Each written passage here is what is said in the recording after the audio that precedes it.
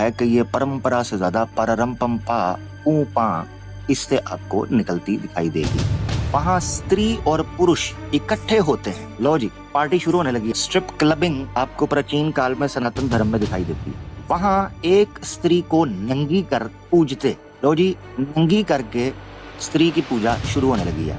और स्त्री लोग किसी पुरुष को नंगा कर, लो जी, तो आप समझें ये स्ट्रिप क्लब में बेसिकली बैचलर पार्टी चल रही है, जिसके अंदर जनाब लड़की जो है वो लड़कों को नंगा करवा रही है, लड़के लड़की को करवा रहे हैं, और लड़कियां जो हैं वो पुरुष को नंगा करवा रही हैं। लो जी, स्ट्रिप करवा रहे हैं। चेक करो जरा सनातन धर्म। ये है पैगन रिचुअल और सनातन धर्म की का सच, कड़वा सच, जो नेशनल टीवी पर नहीं बताया जाता।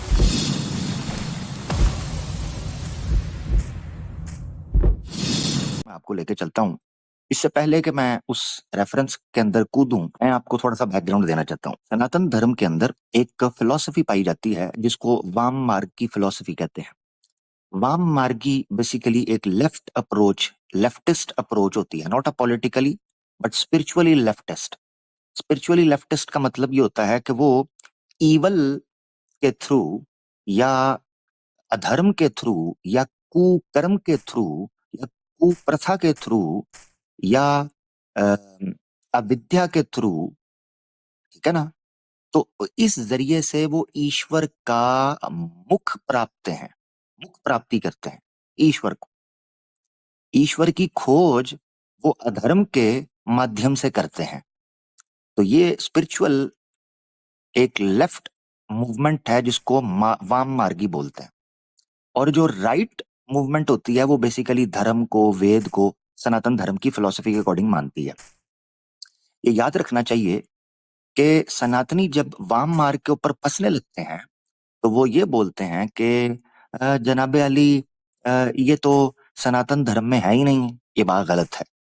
जब ये आपस में बैठते हैं तो कहते हैं सारे सनातनी हैं, और हमारे सामने भी जब इन्होंने आना होता है तो कहते हैं जी आर्य समाजी भी सनातनी है, जैन भी सनातनी है, बौद्ध भी सनातनी है, शैव मत वाले भी सनातनी हैं, वैष्णव वाले भी सनातनी हैं। अच्छा जी जनाब, दूसरे तीसरे जितने हैं वो सारे के सारे सनातनी हैं। जितने मार्ग हैं वो सारे के सारे सनातनी हैं। मगर जब हम इनकी लुंगी चौंक के अंदर उतारते हैं तो उस वक्त ये कहते हैं नहीं जी, ये सनातन नहीं है, सनातन कुछ और है, ये हम तुम्हें बताएंगे या गोरों ने तुम्हें बताया है, उसके अलावा तो तुम्हें पता नहीं था। अब वाम मार्ग को आपने समझ लिया, वाम मार्गी भी प्रॉपर सनातनी है। सिर्फ आर्य समाजियों ने उन पर तनकीद करने के लिए स्वामी दयानंद सरस्वती ने उनका खंडन किया। बट खंडन के बावजूद ये बात स्पष्ट रूप से सामने आ जाती है कि सनातन धर्म में ये प्रैक्टिस होती रही है। और याद रखना चाहिए, वाम मार्गी जो अधर्म और कुकर्म के थ्रू ईश्वर की प्राप्ति का प्रयास करते हैं, ये गोया यूं समझे कि सनातन धर्म की प्राचीन काल की परंपरा रही हुई है। कैसे, इसका उदाहरण लेते हैं। अर्जुन एक धर्मी व्यक्ति था, ठीक है ना, धार्मिक व्यक्ति था। और श्री कृष्णा का वो अ, साथी था, सहायक था।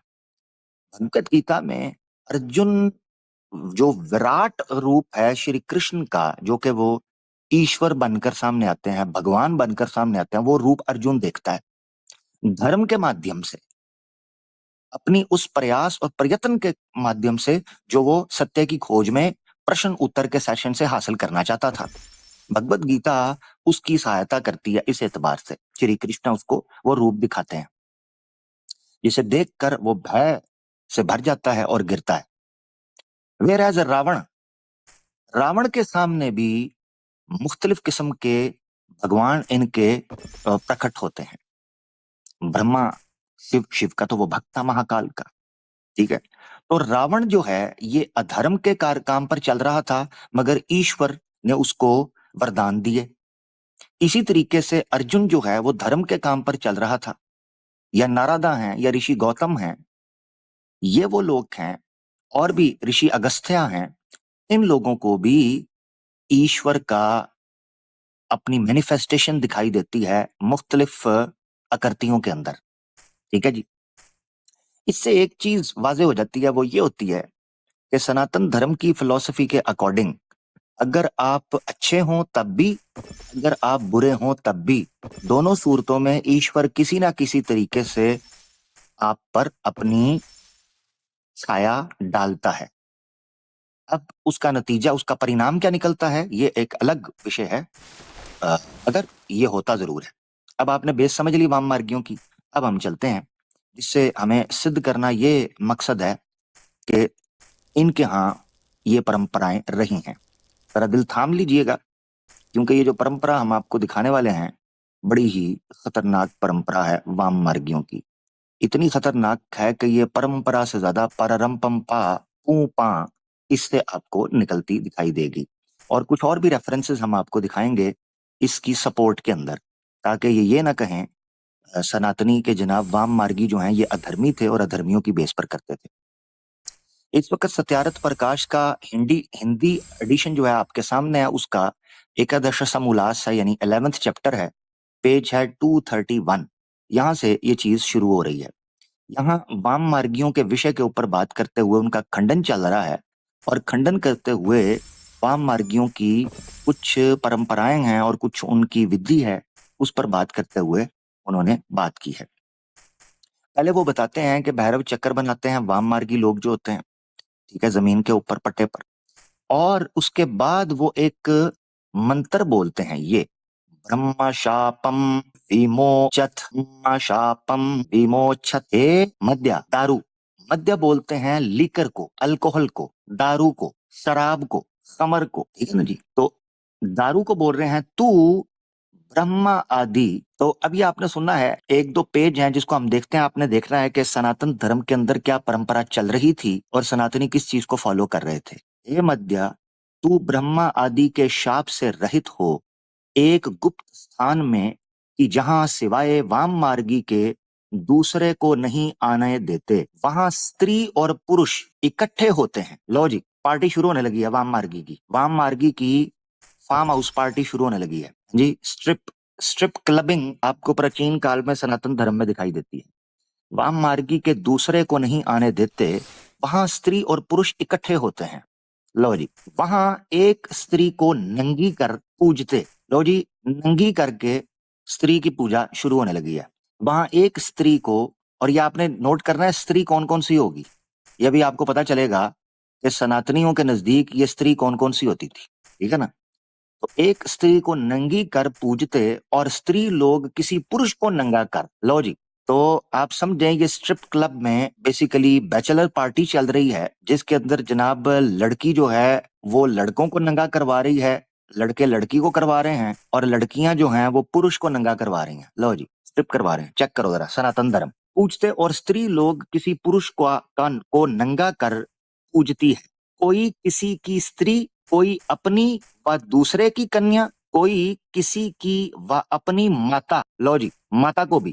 तो ये आपने देखना है कि अपनी भी होती है और दूसरे की भी होती है। बेटी आ जाती है, माता आ जाती है, भागिनी आ जाती है, पुत्रवधू आ जाती है, आदि आती हैं। पश्चात एक पुत्र में, एक पात्र में, बर्तन में, ये पश्चात कहते हैं जब ये सारे इकट्ठे हो जाते हैं ना, नंगे हो जाते हैं, तैयारी पकड़ लेते हैं, और नंगा नाच शुरू होता है, उस वक्त कहते हैं उसके बाद जब डीजे म्यूजिक ऑन कर देता है, तो एक पात्र में मध्य भर के, दारू भर के, मांस और बड़े गोश्त और बीफ आदि एक थाली में भर रखते हैं। एक प्लेट के अंदर दारू भी, दारू मटके के अंदर भर लेते हैं, और गोश्त वगैरह, यानी full party, full on party, दारू के साथ मटन, बारबेक्यू, टिक्का बोटी रखते हैं। यार बड़े शौकीन मिजाज थे। अच्छा, चखना, हाँ इसको कहते हैं चखना इनकी जुबान के अंदर। ये चखना होता है, साथ निम्को जी, साथ जनाब कोई चिप्स वगैरह, साथ जनाब कोई मटन बीफ, ये चखना इन्होंने रखा हुआ है, ये पार्टी हो रही है, हैं? अभी इनको सोमरस भी चखाते हैं। अच्छा जी, आगे पेज नंबर 230, तो ये रख लेते हैं। उसके बाद क्या होता है, आगे सीन चेक करना जरा। उस मध्य के प्याले को, वो जो दारू भरी होती है उस प्याले को, जो कि उनका आचार्य होता है, उनका एक टीचर भी आ जाता है, डीजे बाबू। डीजे बाबू जो लीड कर रहा होता है वो आ जाता है, आचार्य होता है, वो हाथ में लेकर बोतल बोलता है। अच्छा, वो जो दारू होती है ना, प्याला, ये वाला प्याला, उसको हाथ में लेकर बोलता है कि भैरव अच्छा ठीक है, भैरवो हमा शिवो हमा। वो बोलता है भैरव भी मैं हूं, शिव भी मैं हूं। मैं भैरव व शिव हूं कहकर पी जाता है। फिर उसी झूठे पात्र से, यानी जिसमें उसने गंदे ने पिया होता है, खुद को शिव बोलकर और भैरव बोलकर, याद रखें ये शिव मत वाले, फिर आपको समझ आ गई ना यहाँ से, ये शिव मत ये बड़ा जरूरी है। अच्छा, तो झूठे पात्र से सब पीते हैं, उसी से फिर सारे एक एक पीते हैं। ये है पैगन रिचुअल और सनातन धर्म की का सच, कड़वा सच, जो नेशनल टीवी पर नहीं बताया जाता, ड्रामेबाजियां करते हैं। और जब किसी की स्त्री व वैश्य नंगी कर अथवा किसी पुरुष को नंगा कर हाथ में तलवार दे, लो जी हाथ में तलवार, तलवार देखकर शलवार उतार दी इन्होंने। चेक करो जरा, चेक करो प्राचीन काल में तलवार देखकर ये क्या क्या हाथ में ले रहे थे और उतार रहे थे। और जब किसी की स्त्री व वैश्या नंगी कर, ये प्रोस्टिट्यूट्स को भी बुला लेते हैं, अच्छा, अथवा किसी पुरुष को नंगा करके हाथ में तलवार देके उसका नाम देवी, लो, औरत को नंगा करके उसका नाम देवी रख देते हैं और पुरुष का नाम महादेव धरते हैं। उनके उपस्थ इंद्रिया की पूजा करते हैं। लो जी, जो सामने नंगा करने के बाद नजर आ रहा होता है ना, उस सारी की सारी इंद्रियों की जो नंगे होकर नजर आ रही होते हैं, उनकी पूजा करना शुरू कर देते हैं, जिसमें लिंग और योनि भी ऑब्वियसली है। तब उस देवी व शिव को मद्या का प्याला पिलाकर, फिर उनको दारू पिलाते हैं, पिलाकर उसी झूठे पात्र से सब लोग एक एक प्याला पीते हैं। फिर उसी प्रकार क्रम से, ठीक है, कहते हैं उसी प्रकार, यानी जो क्रम है, क्रम इसको बोलते हैं बारी बारी, ठीक है ना, ये जो क्रम लिखा हुआ है बारी बारी, उसी तरह पीते रहते हैं, बकायदा ये एक परंपरा है। पी पी के उन्मत्त होकर, उन्मत्त का मतलब होता है बेहोश होकर या बावला होकर, पागल होकर, जिसमें मत ना हो, उन्मत्त। तो क्राम से पी पी के उन्मत्त होकर चाहे कोई किसी की बहन, अब होता ये है कि जब टुन्न हो जाते हैं, पागल हो जाते हैं, तो चाहे किसी की बहन ही क्यों ना हो, ठीक है जी, बहन हो, बेटी हो, माता ही क्यों ना हो, जिसकी जिसके साथ इच्छा हो उसके साथ कुकर्म करते हैं। ओए होए होए होए होए होए, तबाही तबाही तबाही तबाही। अब मुझे समझ आया है कि कुछ लोग सनातन धर्म में घर वापसी क्यों कर रहे हैं तेजी के साथ, जो कर रहे हैं वो क्यों कर रहे हैं। हाँ, ये वैलिड रीजन है, बड़ी स्ट्रांग रीजन है। ये बड़ी खतरनाक ऑफर इन्होंने मारी है, ये बड़े बड़े लोग नहीं रिफ्यूज कर सकेंगे भाई। कभी कभी बहुत नशा चढ़ने से जूते लात मुक्का मुक्की केशा केशी आपस में लड़ते हैं, किसी किसी को वहीं वमन होता। ये वमन उल्टी को कहते हैं, वॉमिट करना, दारू पी ली चढ़ गई तो वमन कहते हैं उल्टी कर देना। तो किसी किसी को वहीं वमन होता है, उनमें जो पहुंचा हुआ अघोरी अर्थात सब में सिद्ध गिना जाता है, वह वमन हुई चीज को भी खा लेता है। फू, फू, फू। अब इससे तो मुझे समझ आ रही थी कि सनातनी क्यों लोग घर वापसी कर रहे हैं। इससे मुझे समझ आ गई है कि अल्हम्दुलिल्लाह पुराने समय के ऊपर लोगों ने इस्लाम क्यों कबूल किया। हाँ, इससे ये समझ आ गई, ये देख लो, ये हाईलाइट जो मैंने किया। उनमें जो पहुंचा हुआ अघोरी अर्थात सब में सिद्ध गिना जाता है, वह वमन हुई चीज को भी खा लेता है। अर्थात इनके सबसे बड़े सिद्ध की ये बातें हैं कि, अब देखना नीचे, जो इनसे सबसे बड़ा सनातनी में वाम मार्गियों में एक्सपर्ट होता है, वो क्या कहता है, वो कहता है जो दीक्षित अर्थात कलार के घर में जाके बोतल पर बोतल चढ़ावे, रंडियों के घर में, लो जी, रंडियों के यानी सनातनी महिलाओं के, जो कि इस्लामोफोब हैं और कट्टर हैं, रंडियों के घर में जाके उनसे कुकर्म करके सोवे, जो इत्यादि कर्म निर्लज्जा निशंक होकर करे, वही वाम मार्गियों में सर्वोपरि मुख्य चक्रवर्ती राजा के सम्मान माना जाता है। जितना ज्यादा गंदा होगा उतना ज्यादा वो जनाब तगड़ा माना जाएगा, अच्छा माना जाता है। अर्थात जो बड़ा कुकर्मी वही उनमें बड़ा, और जो अच्छे काम करे और बुरे कामों से डरे वही छोटा।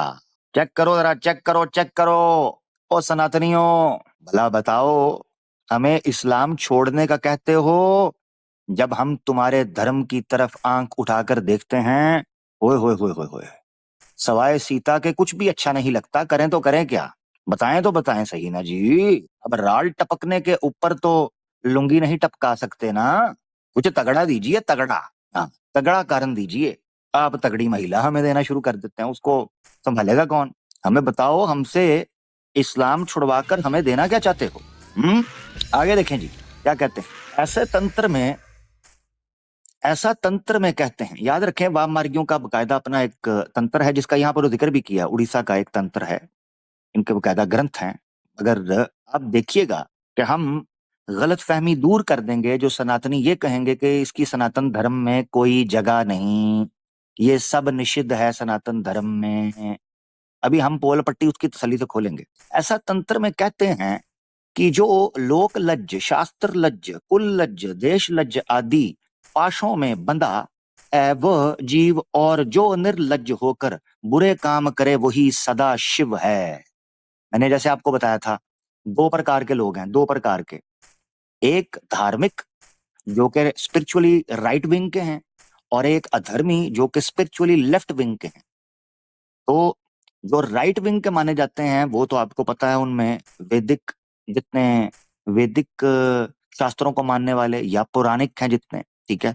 इसी तरीके से जो दूसरी साइड है, ठीक है ना, जो कि ईवल के थ्रू और उस माध्यम से, अधर्म के कुकर्म के माध्यम से ईश्वर की प्राप्ति चाहते हैं, वो लोग भी वेद को और पुराण को ही अपना आधार बनाते हैं। परंतु फर्क या अंतर केवल एक ही, वो अंतर ये है कि वो लोग अपने शास्त्रों से जो उसका अभिप्राय लेते हैं या उसका जो अर्थ लेते हैं, इनके अनुसार, यानी जो आर्य समाज है या पुराने, उनके अनुसार वो अनर्थ है, इनके अनुसार वो अनर्थ है दोनों सनातनी। समझे क्या? आगे, उड़ीसा तंत्र आदि में एक प्रयोग लिखा है, प्रयोग चेक करना, ओए होए होए होए, बड़ा हैवी सीन है ये वाला, हैवी सीन। वो कहते हैं उड़ीसा तंत्र में आदि में एक प्रयोग लिखा है कि एक घर में चारों ओर आल्य हों। आल्य जो है ये बेसिकली एक स्टॉल टाइप समझ लें आप, छोटा सा स्टॉल भी हो सकता है, बड़ा स्टॉल भी हो सकता है, एक कमरे में भी इसको बोला जा सकता है।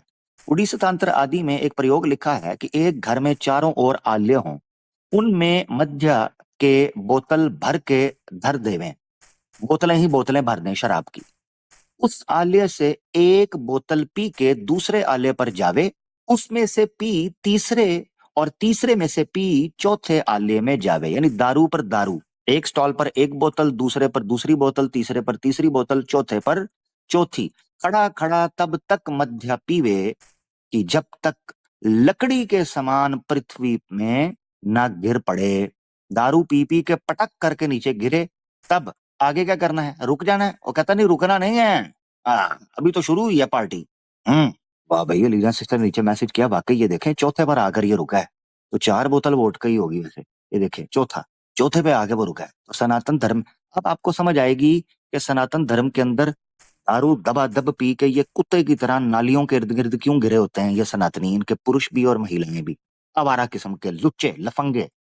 अगर कोई नहीं पीता, अच्छी बात है, जो सनातनी इस वक्त सुन रहा है नहीं पी रहा, अच्छी बात है, थैंक यू, धन्यवाद, अपने लिए बेहतर कर रहे हैं। हाँ, फिर जब नशा उतरे, वो कहने लगे हैं नशा उतरना नहीं चाहिए, फिर जब नशा उतरे तब उसी प्रकार पीकर गिर पड़े। लो जी लो, चलो जी, आफ्टर पार्टी, पहले पार्टी चलिए जी नंगे होके, अब वो कहते हैं जब नशा उतर जाए ना, तब जनाब दोबारा उसी प्रकार पीकर गिर पड़े, तो आफ्टर पार्टी भी चलेगी।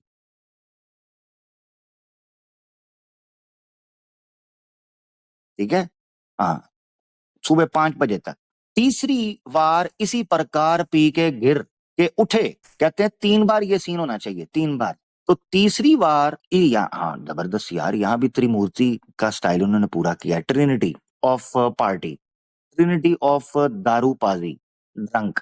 तो तीसरी बार इसी प्रकार पी के गिर के उठे तो उसका पुनर्जन्म ना हो। लो जी, मेरा सवाल यह है कि तीसरी बार इस तरह गिरेगा तो उठेगा कद्दू, बाबा जी का ठुल्लू, क्या उठेगा वो क्या ठुल्लू भी नहीं उठेगा तीसरी बार तो कहते हैं जी उसका पुनर्जन्म नहीं होगा। चेक करो यार, हद ही हो गई है, हद हो गई है। दारू पी पी के 3 बार गिरे इस तरह तो पुनर्जन्म नहीं होगा, और ये यहाँ मोक्ष के लिए हमारे सर में दर्द कर देते हैं कि मोक्ष वैसे मिलेगा, पुनर्जन्म ऐसे रुकेगा। सीधी तरह दारू पी के 3 बार गिरो, मोक्ष मिल जाएगा, इजी पीजी। अर्थात सच तो ये अब स्वामी दयानंद का जुमला है, क्योंकि स्वामी दयानंद कर रहा है खंडन, मैंने आपको बताया वो स्पिरिचुअली राइट विंग का है, ठीक है ना, राइट विंग का। वाम मार्गी होते हैं सनातनी, स्पिरिचुअली लेफ्ट विंग के। तो वो कहता है सच तो ये है कि किसी के ऐसे ऐसे मनुष्यों का मनुष्य जन्म होना ही कठिन है, किंतु नीचे योनि में पड़कर बहुकाल पर्यंत पड़ा रहेगा। वो कहता लंबे अरसे तक नीच गंध के अंदर जानवर बन सकता है, नीचे की योनि में पड़ा रह सकता है, मगर वो दोबारा जन्म वाकई नहीं लेगा इंसान के तौर पर। ये बात ठीक है। आगे पढ़ते हैं। वामियों के तंत्र ग्रंथों में, लो जी ये दो पार्टीज हो गई हैं, अब अगली पार्टी आने लगी है। वो कहते हैं वामियों के तंत्र ग्रंथों में ये समय है, ये नियम है, सॉरी, वामियों के तंत्र ग्रंथों में ये नियम है कि एक माता को छोड़ के किसी स्त्री को भी ना छोड़ना चाहिए। ओए होए होए होए होए होए होए, तौबा तौबा तौबा।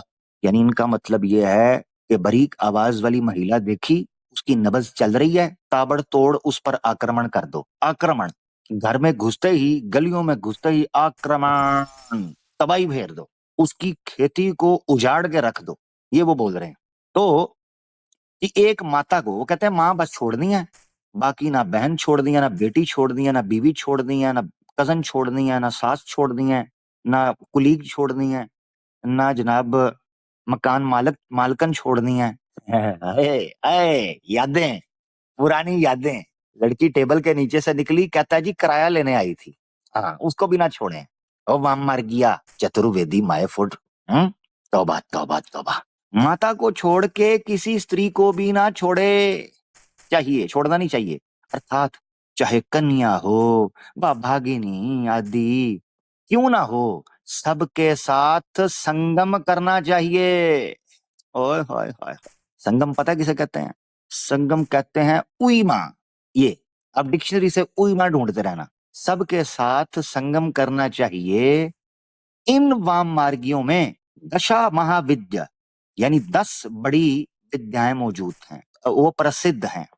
उनमें से एक मातंगी विद्या वाला कहता है, कहते हैं जी इसमें 10 महाविद्याएं हैं, जिनमें से एक का नाम है मातंगी।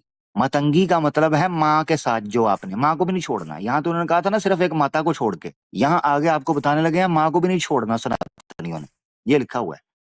वो क्या कहते हैं? वो कहते हैं मातरमपि न त्यज्यते, चेक कर लो।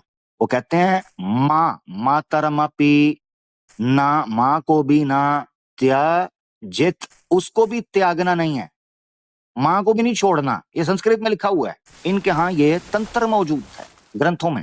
ओए होए होए होए होए। अर्थात अब वो खुद मतलब बताने लगे, माता को भी समागम किए बिना ना छोड़ना चाहिए। देख लो ए सनातनी, सनातनी महिला, ये है रीजन सनातन धर्म छोड़ने की। जिस धर्म के अंदर ये लिखा हो कि माँ को भी समागम किए बिना ना छोड़ना चाहिए, कोई तुम इस्लाम पे इतराज करते हो? बट लपड़ मारूंगा, भाग जाओ यहां से, लपड़। मैंने पहले कहा था और कहता आ रहा हूं, तुम्हारी औकात नहीं है मुसलमान से आंख भी मिला सको, अगर तुमने अपने शास्त्र पढ़े हो। तुम हो मूर्ख, तुम मूर्ख हो, शास्त्र पढ़ते नहीं और आकर हमारे शिवलिंग पर चढ़ जाते हैं। तुम्हारी इतनी औकात नहीं, तो तुम्हारे शास्त्रों में लिखा और जो तुम करते रहे, ये नहीं कि सिर्फ लिखा है, जो तुम करते रहे। तुम एक मोमिन के सामने सांस भी नहीं लेना चाहिए, सांस, सांस भी महापाप कि हमारे सामने आंख भी ऊंची करो। तुम बकवासी, हमारे सामने बकवासें करते हो। हिंदू राष्ट्र चाहिए तुम्हें, ये गंद मचाने के लिए, नंगा नाच करने के लिए, महिलाओं का जो है व्यभिचार और बलात्कार करने के लिए तुम्हें चाहिए हिंदू राष्ट्र। ऐसी की तैसी तुम्हारी नहीं देंगे, जो उखाड़ना उखाड़ लो जाओ। हम सनातनी महिलाओं का शारीरिक और धार्मिक शोषण नहीं होने देंगे, सीधी सी बात है। ड्रामेबाज फराडी है। अब सुनो, और युवा पीढ़ी नहीं होने देगी अल्लाह के हुक्म से। जो जो तुम्हारे शास्त्रों को पढ़ता जाएगा, कर लो जितना दम लगा सकते हो बैन कर। और स्त्री पुरुष के समागम समय में मंत्र जपते हैं कि हमको सिद्धि प्राप्त हो जाए। ऐसे पागल महामूर्ख मनुष्य भी संसार में बहुत नयून होंगे। अब ये स्वामी दयानंद उन पर खंडन कर रहा है, बट याद रखना चाहिए है वो सनातनी, प्रैक्टिस सनातन की हो रही है। हाँ, जो मनुष्य झूठ चलाना चाहता है वह सत्य की निंदा अवश्य ही करता है। देखो वाम मार्गी क्या कहते हैं, वो क्या कहते हैं जी, सुनना जरा। वेद, शास्त्र और पुराण ये सब सामान्य वैश्याओं के समान हैं। ओए होए होए होए। वाम मार्गी जो है बेसिकली उन्होंने चूंकि शास्त्रों की एक और ही अर्थ निकाला होता है, तो वो शास्त्रों के बारे में कहते हैं कि ये शास्त्र जो हैं ये प्रोस्टिट्यूट्स के समान है, इक्वलेंट हैं इनके बकौल रंडियों के। वेद शास्त्र जो हैं और पुराण जो हैं ये रंडियों के समान है, ये कहते हैं, हम नहीं कह रहे, ये सामने लिखा हुआ है। और जो ये, अब देख लो आगे, और जो ये शांभवी वाममार्गी की मुद्रा है, अच्छा ये ग्रो है इनका, मुद्रा है, वो गुप्त कुल, चेक करना जरा, वो गुप्त कुल की स्त्री के तुल्य है। इसलिए इन लोगों ने केवल वेद विरुद्ध मत खड़ा किया है। अब ये आर्य समाजी है इसलिए खंडन कर रहा है। मैं बार बार ये बात आपको बता रहा हूं, आर्य समाजियों से जो अधिक लोग हैं और अलग लोग हैं वो नहीं करते।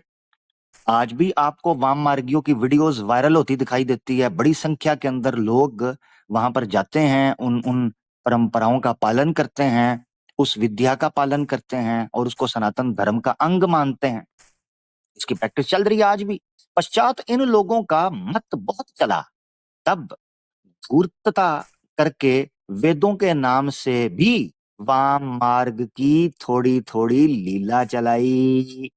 मैंने आपको क्या बताया था, वाम मार्गी वेद के विरुद्ध नहीं, इंटरप्रिटेशन का फर्क है, ये कहते हैं। ये देखे, वेदों के नाम से भी वाम मार्गी की थोड़ी थोड़ी लीला चलाई। क्या मतलब है इसका? मतलब ये है कि वाम मार्गियों के पास आर्ग्यूमेंट थे धर्म से इस सारे काम को करने के। अब अगर कोई सनातनी कहे नहीं जी ये चूंकि वेद विरुद्ध थे, ठीक है ना जी, ये देखें, ये वेद विरुद्ध मत था इसलिए आप इनको हमारे सामने नहीं पेश कर सकते, सॉरी, इट्स टू लेट।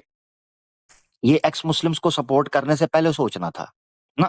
ना ना ना ना ना, जब हमारे सामने रद्दी टोकरा रतबो याबिस कूड़ कबाड़ छान टुक्कर कभी कादियानियों को बना के पेश करते हैं, कभी इस्माइलियों को बना के पेश करते हैं, कभी जो है जनाब खारजियों को बनाकर पेश करते हैं, कभी किसी गाली को बनाकर पेश करते हैं हमारे सामने, और इधर उधर की कुरान और सुन्ना के मुखालिफ चीजें भी हम पर थोपते हैं।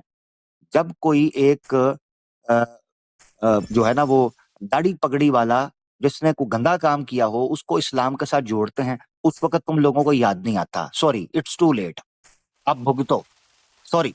या वो गलत है या सही जो तुम पेश करते हो। अगर वो सही है क्योंकि तुम हमारे सामने उसको ताने के तौर पर पेश करते हो तो ये भी ठीक है फिर, और अगर ये गलत है तो फिर वो भी गलत है। फार्मूला सेट, आमिर हक अगर गीता को सेट कर सकता है तो तुम्हारा फार्मूला भी सेट कर सकता है, टेंशन का एक ही। हाँ आगे लो जी, उन्होंने यहां पर मनुस्मृति का एक श्लोक पेश कर दिया।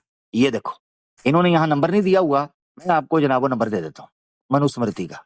नमासन नमास भक्षनो भक्षने दोषो न मध्य नाचे मैथुने, न मांस खाने में दोषो कोई दोष है, न मद्य, न दारू पीने में, न चे और ना ही मैथुने, ना सेक्स करने में कोई दोष है, मैथुन। ये मनुस्मृति कोट कर दी वाम मार्गियों ने, वाम मार्गियों ने मनुस्मृति। चलो मनुस्मृति दिखाते हैं, मैंने निकाली हुई थी आपके लिए। देखो ये द्विवेदी साहब की ट्रांसलेशन दोस्तों आपके सामने है, इन्होंने मंत्र कोट वहां नहीं किया हुआ था, मैं आपके सामने रख रहा हूं।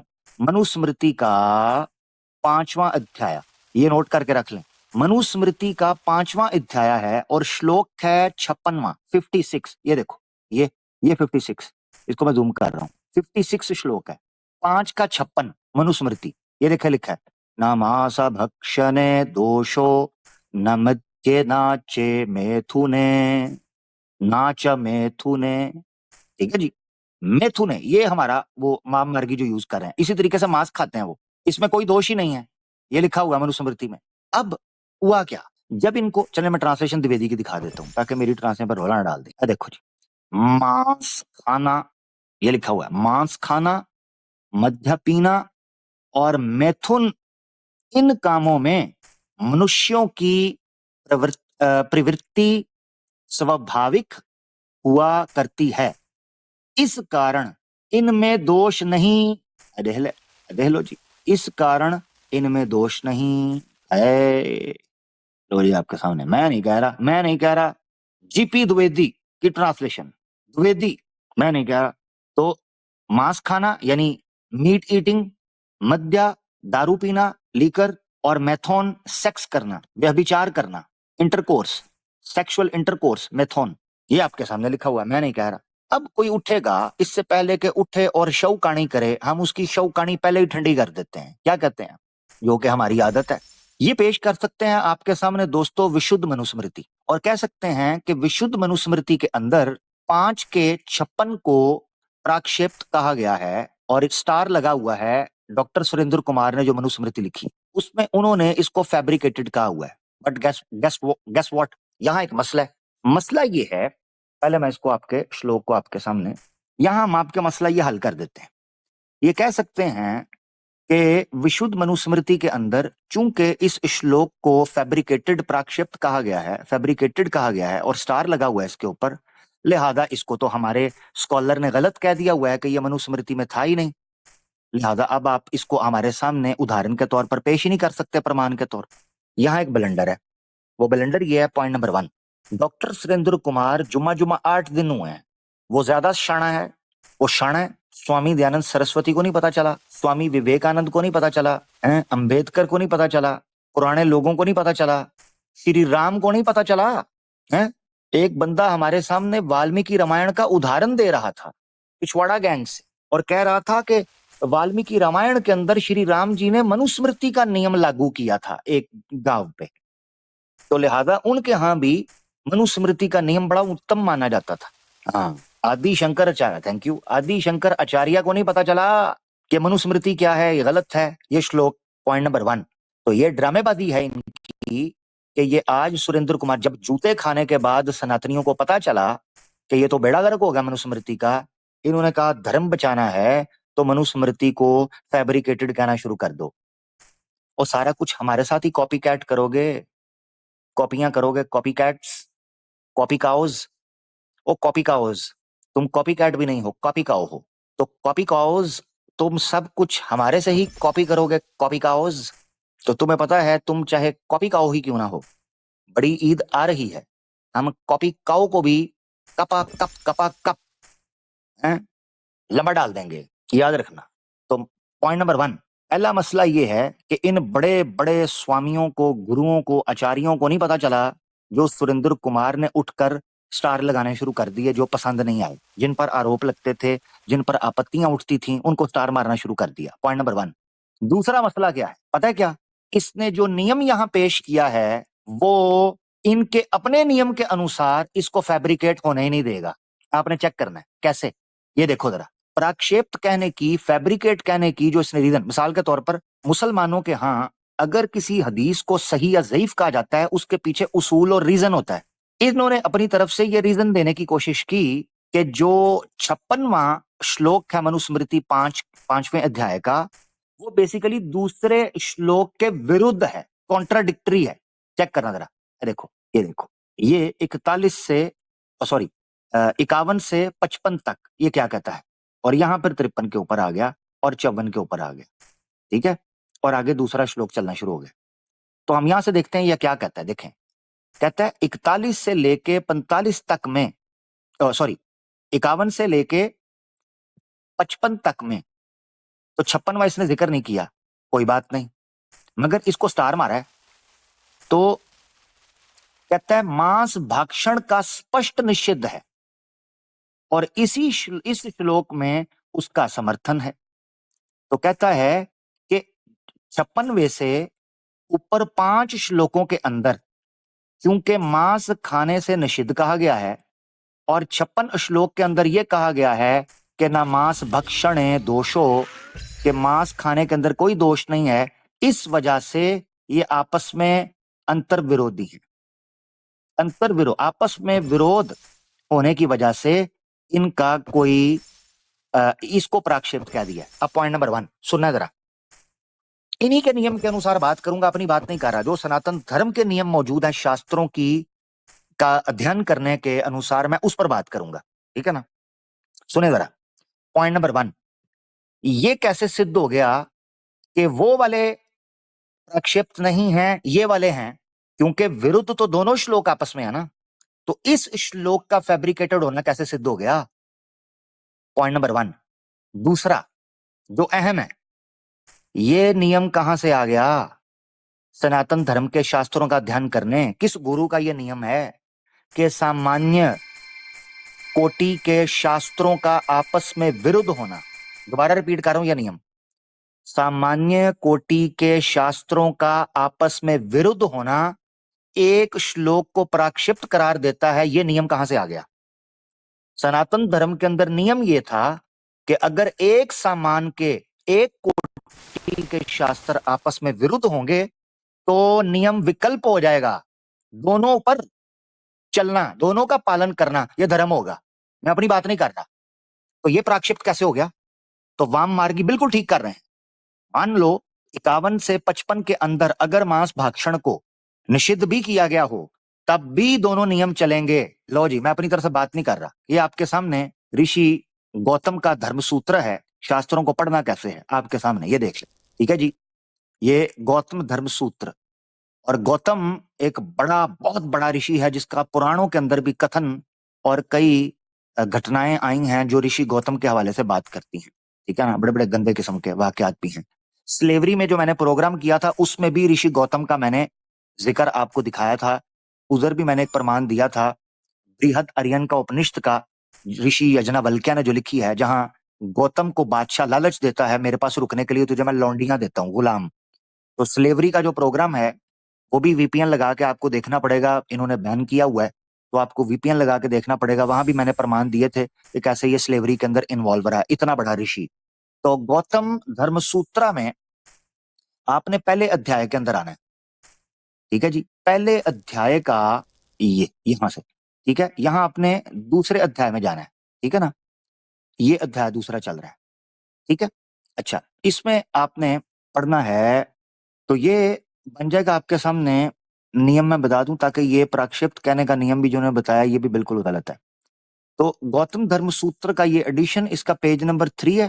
ठीक है, और बन जाएगा 5वां श्लोक या 5वां टेक्स्ट जो शास्त्रों को पढ़ने के हवाले से। ये देखे, मैं इसको हाईलाइट करने लगा हूं, गौर से इसको देखना है ताकि आपको समझ आए कि क्यों डॉक्टर सुरेंद्र कुमार यहां गलत है। दो समान कोटि के परमाणुओं में विरुद्ध उपस्थित होने पर विकल्प होता है, अर्थात उनमें से किसी एक का अनुसरण किया जा सकता है। श्रुति और स्मृति के प्रमाण समान कोटि के नहीं होते, इनमें परस्पर विरुद्ध होने पर स्मृति मान्य नहीं होती। क्या मुराद है?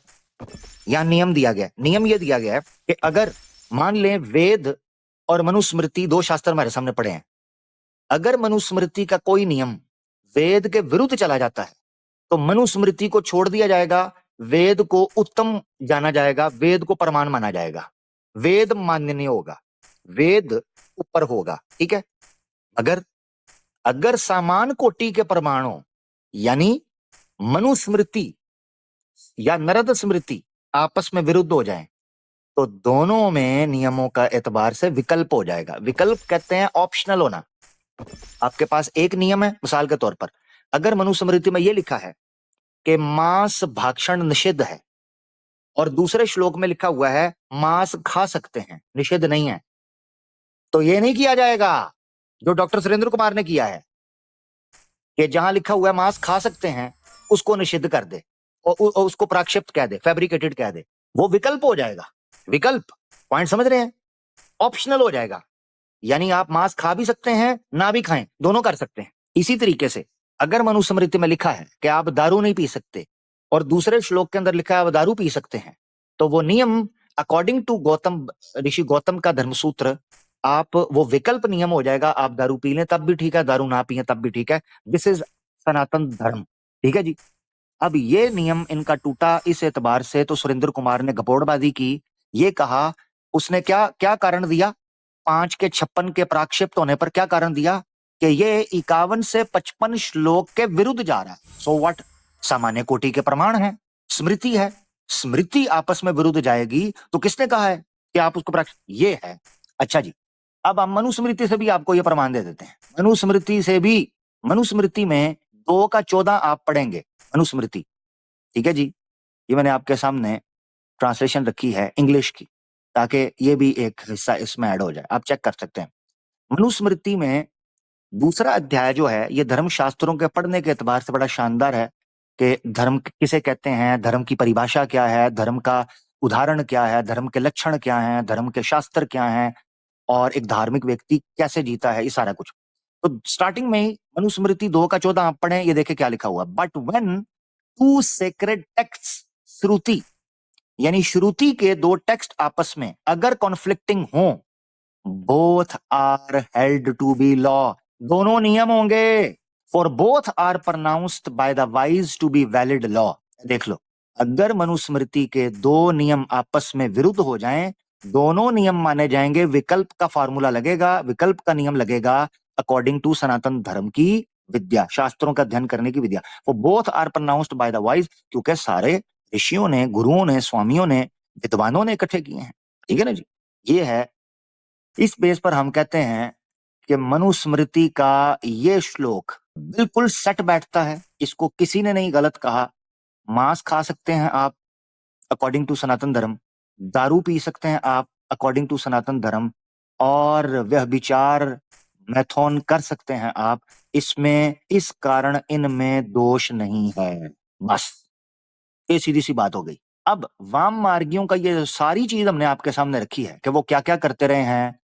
माओं को नंगा करते हैं, बेटियों को नंगा करते हैं, दारू पीते हैं, नशा करते हैं, मांस खाते हैं और व्यभिचार करते हैं, बल्कि टुन्न होकर बलात्कार करते हैं, महिलाओं का शोषण करते हैं। अभी बहुत सी चीजें थी जो पढ़ी जा सकती थी। मिसाल के तौर पर रजस्वला के साथ आपको पता होना चाहिए, सनातन धर्म में वेद के अनुसार रजस्वला जो लड़की होगी उसका स्पर्श करना भी निषिद्ध है। स्वामी दयानंद सरस्वती ने संस्कार विधि के अंदर लिखा है कि उसके हाथ से पानी तक नहीं आप पी सकते, पानी तक।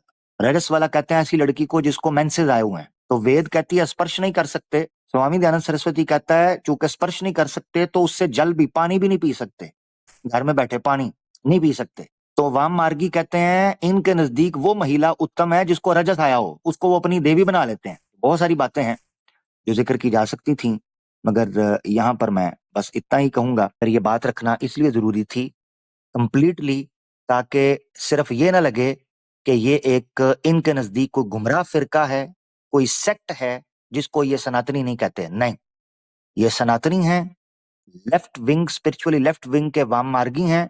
ये वेद पुराण का अर्थ करते हैं, इनके ग्रंथ मौजूद हैं, इनकी रीत रिवाज परंपराएं आज भी मौजूद हैं जो वीडियोस के अंदर आपको दिखाई देती हैं।